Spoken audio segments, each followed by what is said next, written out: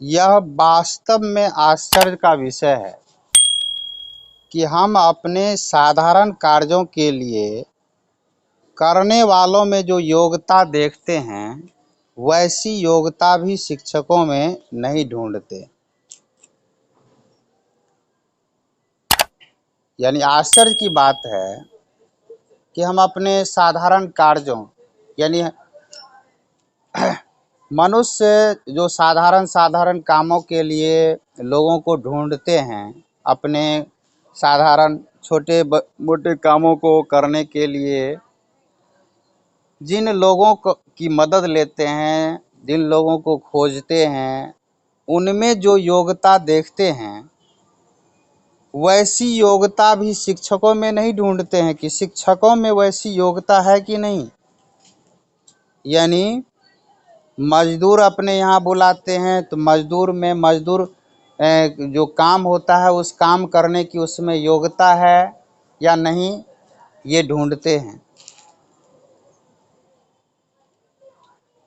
इसी प्रकार से और भी जो काम करने के लिए लोगों को बुलाते हैं उसमें योग्यता को ढूंढते हैं, लेकिन वैसी योग्यता भी शिक्षकों में नहीं ढूंढते हैं। इसका दूसरा पहलू ये भी होगा कि जिस सम्मान की नज़रों में से हम साधारण काम करने वाले लोगों को भी देखते हैं, उतनी भी सम्मान की दृष्टि से हम शिक्षकों को नहीं देखते हैं। जो हमारी बालिकाओं भविष्य की माताओं का निर्माण करेंगे, उनके प्रति हमारी उदासीनता को अक्षम्य ही कहना चाहिए। जो हमारी बालिकाओं जो आज बालिका है भविष्य के वही माताएं हैं। यानी आज की बालिकाएं ही भविष्य की माताएं हैं, और जो भविष्य की माताओं का निर्माण करेंगे, जो अध्यापक भविष्य की माताओं का निर्माण करेंगे, उसके प्रति इतनी उदासीनता लोगों की है कि लोग छोटे मोटे काम करने वाले लोगों को जिस सम्मान की नज़र से देखते हैं, उतनी भी सम्मान जो है शिक्षक के प्रति नहीं होता है। आखिर शिक्षकों के प्रति इतनी उदासीनता क्यों? देश विशेष, समाज विशेष, संस्कृति विशेष के अनुसार किसी के मानसिक विकास के साधन और सुविधाएं उपस्थित करते हुए उसे विस्तृत संसार का ऐसा ज्ञान करा देना ही शिक्षा है जिससे वह अपने जीवन में सामंजस्य का अनुभव कर सके और उसे अपने क्षेत्र विशेष के साथ ही बाहर भी उपयोगी बना सके। यानी देश विशेष, समाज विशेष, संस्कृति विशेष के अनुसार किसी के मानसिक विकास के साधन की मानसिक विकास इसका किस प्रकार से हो पाएगा, इसके लिए जो शिक्षक बच्चों की वो सुविधाएं देते हैं या बच्चों को शिक्षक विस्तृत संसार का ज्ञान देते हैं, यही तो शिक्षा है। और इसी शिक्षा से वे बच्चे अपने जीवन में विभिन्न प्रकार के अनुभव को प्राप्त करते हैं और अपने क्षेत्र विशेष के साथ ही बाहर भी, यानी अपने क्षेत्र विशेष, अपने विद्यार्थी जीवन के अलावा जो बाहर का जीवन है, विद्यालय से बाहर का जीवन है, उस जीवन को भी वह उपयोगी बना सके, उस जीवन को भी बेहतर बना सके।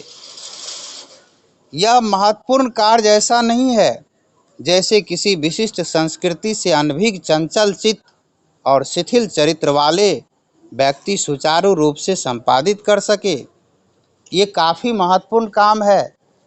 यानी बच्चों में शिक्षा का उद्भव करना, बच्चों में शिक्षा देना, उसे शिक्षित करना, यह काफ़ी महत्वपूर्ण काम है और इस काम को किसी विशिष्ट संस्कृति से अनभिज्ञ, चंचल चित्त और शिथिल चरित्र वाले व्यक्ति सुचारू रूप से संपादित कर सके। जिसका चित्त ही चंचल हो, जिसका चित्त ही अस्थिर न हो, वो व्यक्ति इस काम को नहीं कर सकते हैं। यानी वो व्यक्ति इस काम को नहीं कर सकते हैं जिसका चरित्र शिथिल हो। परंतु सवाल यह है कि इस महान उत्तरदायित्व के योग्य व्यक्ति कहाँ से लाए जाएं? यानी इतना बड़ा उत्तरदायित्व है शिक्षक के ऊपर, तो इतने बड़े उत्तरदायित्व को निभाने के लिए इस योग्य व्यक्ति कहाँ से लाएं? ऐसे व्यक्ति को कहाँ से लाया जाए? पढ़ी लिखी महिलाओं की संख्या उंगलियों पर गिनने योग्य है और उनमें भी भारतीय संस्कृति के अनुसार शिक्षित बहुत कम है। यानी कि यहाँ के संस्कृति के अनुसार जो महिलाएं शिक्षित होनी चाहिए उसकी संख्या तो बहुत कम है, और जो है उनके जीवन के ध्येयों में इस कर्तव्य की छाया का प्रवेश भी निषेध है। मतलब नहीं है, इस कर्तव्य की छाया नहीं है उसमें। वो इस कर्तव्य को नहीं समझते हैं कि एक अध्यापिका का क्या कर्तव्य होता है, हमारा क्या उत्तरदायित्व है, बच्चों के प्रति हमारा क्या उत्तरदायित्व है, इसको नहीं समझते हैं। कुछ शिक्षिका वर्ग की उच्छृंखलता समझी जाने वाली स्वतंत्रता के कारण, कुछ अपने संकीर्ण दृष्टिकोण के कारण अन्य महिलाएं अध्यापन कार्य तथा उसे जीवन का लक्ष्य बनाने वालियों को अवज्ञा और अनादर की दृष्टि से देखने लगी है। जो महिलाएं अध्यापन कार्य को बखूबी निभाती है या अध्यापन कार्य को जीवन का एक अभिन्न अंग समझती है, वो जीवन का लक्ष्य बना लेती है कि नहीं, हमें ये शिक्षा दान देना है, ऐसी महिलाओं को अनादर की दृष्टि से देखा जाता है। ये कैसी विडंबना है। यानी जिस अध्यापक को, जिस अध्यापिका को इतनी बड़े उत्तरदायित्व वाला काम मिला है, उसे ये उत्तरदायित्व को निभाना चाहिए, लेकिन ऐसे निभाने वाले लोगों की एक तरफ कमी है और वहीं दूसरी तरफ जो ये उत्तरदायित्व को निभाना चाहते हैं उसके रास्ते में ढेर सारी बाधाएं हैं, उसको लोग अनादर की दृष्टि से देखते हैं।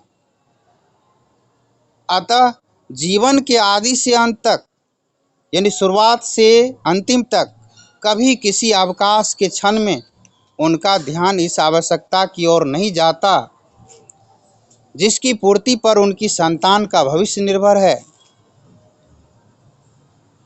यानी जीवन के आदि से अंत तक कभी किसी अवकाश के क्षण में, यानी अब छुट्टी के भी क्षण में उनका ध्यान इस आवश्यकता की ओर नहीं जाता जिस आवश्यकता की पूर्ति पर उनकी संतान का भविष्य निर्भर है।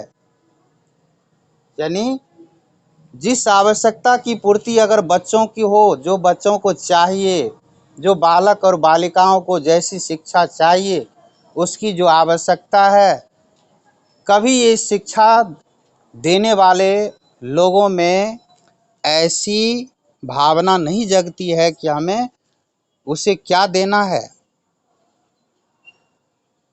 जिस पर कि उसका भविष्य निर्भर है, उन बच्चों का भविष्य निर्भर करता है। इसलिए कहा गया कि अपने सामाजिक दायित्वों को समझा जाना चाहिए कि हमारा क्या दायित्व है।